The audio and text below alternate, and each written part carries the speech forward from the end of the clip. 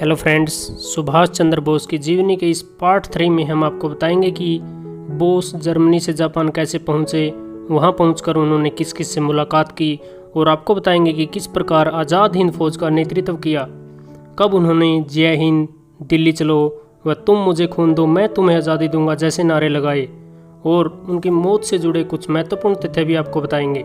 दोस्तों, अगर आपने अभी तक पार्ट 1 और 2 को नहीं देखा है तो नीचे डिस्क्रिप्शन बॉक्स में दिए गए लिंक पर क्लिक करके आप उसे ज़रूर देखिए।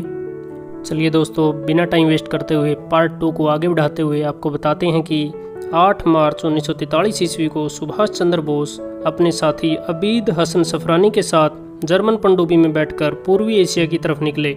यह जर्मन सबमरीन उनको मेडागास्कर तक ले गई। मेडागास्कर से वो दोनों इंपीरियल जापान की सबमरीन में ट्रांसफर्ड हुए और जापान तक जा पहुँचे। दोस्तों, आज अगर हम मेडागास्कर की बात करें तो मेडागास्कर पूर्वी अफ्रीका का देश है। इसकी राजधानी एंतानानारिवो और करेंसी मालागासी अरियरी है। दोस्तों, आपको ये भी बता दें कि सेकेंड वर्ल्ड वार के टाइम किन्हीं दो देशों की नौसेनाओं की सबमरीन के द्वारा नागरिकों की एकमात्र अदला बदली यही हुई थी। जापान पहुंचने के बाद सुभाष चंद्र बोस सर्वप्रथम वयोवृद्ध क्रांतिकारी रास बिहारी बोस से मिले। रास बिहारी बोस ने भारतीय स्वतंत्रता परिषद का नेतृत्व सुभाष चंद्र बोस को दिया। आपको बता दें कि आज़ाद हिंद फौज की सफलतापूर्वक स्थापना का श्रेय रास बिहारी बोस को जाता है। इसकी स्थापना का विचार सर्वप्रथम कैप्टन मोहन सिंह के मन में आया था, लेकिन इसके संगठन में वे असफल रहे। उसके बाद अक्टूबर 1943 ईस्वी में नेताजी को आज़ाद हिंद फौज का सर्वोच्च सेनापति बनाया गया। इस फौज में महिलाओं के लिए एक अलग लक्ष्मीबाई नामक रेजिमेंट था, जिसका नेतृत्व कैप्टन लक्ष्मी स्वामीनाथन ने किया। आज़ाद हिंद फौज की स्थापना के समय यह प्रश्न उठाया गया कि आज़ाद हिंद फौज के सैनिक आपस में अभिवादन किस भारतीय नारे से करें। उस टाइम नेताजी के दोस्त अबीद हसन सफरानी ने जय हिंद का सुझाव दिया, लेकिन जय हिंद नारे का सीधा संबंध नेताजी से है। और उसके बाद जापान के प्रधानमंत्री जनरल हिदेकी तोजो ने नेताजी के व्यक्तित्व से प्रभावित होकर उन्हें सहयोग करने का आश्वासन दिया। कई दिन बाद नेताजी ने जापान की संसद, जिसका नाम डाइट है, उसके सामने भाषण दिए। इस प्रकार नेताजी ने अनेक भाषण देकर वहां के स्थायी भारतीय लोगों से आज़ाद हिंद फौज में भर्ती होने और उसे आर्थिक मदद देने का आह्वान किया। उसके बाद इसी प्रकार 4 जुलाई 1944 ईस्वी को उन्होंने अपने मोटिवेशन स्पीच में यह नारा भी दिया, तुम मुझे खून दो मैं तुम्हें आज़ादी दूंगा।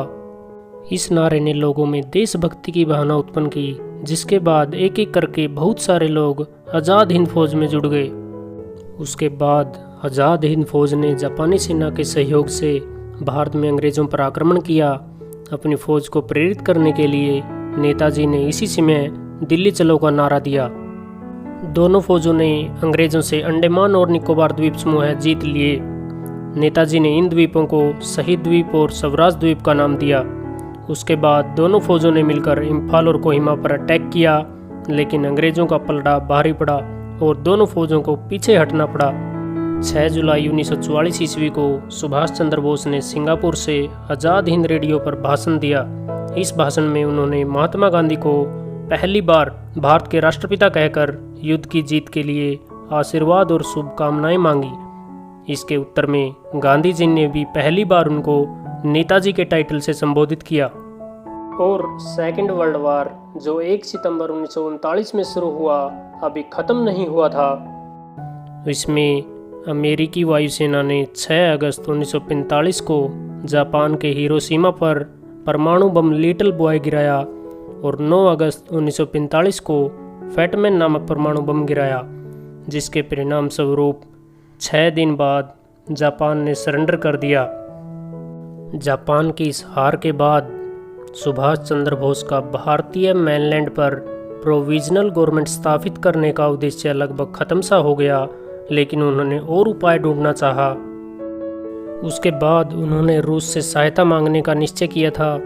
इसके लिए जब वे 18 अगस्त 1945 ईस्वी को बड़े बम वर्षक विमान से मंचूरिया की तरफ जा रहे थे, उस टाइम वे लापता हो गए। इस दिन के बाद कभी दिखाई नहीं दिए। 5 दिन बाद 23 अगस्त 1945 को टोक्यो रेडियो ने बताया कि नेताजी जब एक बड़े बम वर्षिक विमान से आ रहे थे, उस समय ताइकोऊ में उनका विमान क्रैश हो गया। विमान में उनके साथ सवार जापानी जनरल सोदेई, पायलट तथा कुछ अन्य लोग मारे गए। नेताजी बुरी तरह से जल गए थे। उन्हें ताइकोहू के सैनिक हॉस्पिटल में दाखिल कराया गया, जहां उन्होंने दम तोड़ दिया। कर्नल हबीब उर रहमान के अनुसार उनका दाह संस्कार ताइकोहू में हुआ। उनके अस्थि कलश को टोक्यो के रक्कोंजी मंदिर में रखा गया। आपको बता दें कि भारतीय राष्ट्रीय अभिलेखागार से जो दस्तावेज प्राप्त हुए हैं, उनमें नेताजी की मृत्यु 18 अगस्त 1945 को ताइकोऊ में हुई एयर क्रैश से हुई बताया गया है। उसके बाद आज़ादी के बाद भी भारत सरकार ने इस घटना की जांच के लिए 1956 एवं 1977 ईस्वी में 2 बार आयोग नियुक्त किया। दोनों बार यही सेम रिप्लाई मिला। फिर 1999 ईस्वी में मुखर्जी आयोग बनाया गया। इस आयोग ने ताइवान सरकार से इसके बारे में रिपोर्ट मांगी। उसके बाद 2005 में ताइवान सरकार ने इस आयोग को रिपोर्ट दी और बताया कि 1945 ईस्वी में ताइवान की धरती पर कोई एयर क्रैश हुई ही नहीं। जब इस आयोग ने भारत सरकार को रिपोर्ट पेश की तो सरकार ने रिपोर्ट को अस्वीकार कर दिया। दोस्तों, 18 अगस्त 1945 के दिन सुभाष चंद्र बोस कहाँ लापता हुए, कहाँ गए, यह भारतीय इतिहास का अभी भी एक अनुत्तरित रहस्य बना हुआ है। अपने मन से नेताजी सुभाष चंद्र बोस की याद में एक शब्द कमेंट बॉक्स में ज़रूर डालें। इस जानकारी को अपने मित्रों व परिवार में शेयर कीजिए। लेकर आते हैं आपके लिए इसी प्रकार की और जानकारी। जुड़े रहिए हमसे। Thank you. जय हिंद, जय भारत।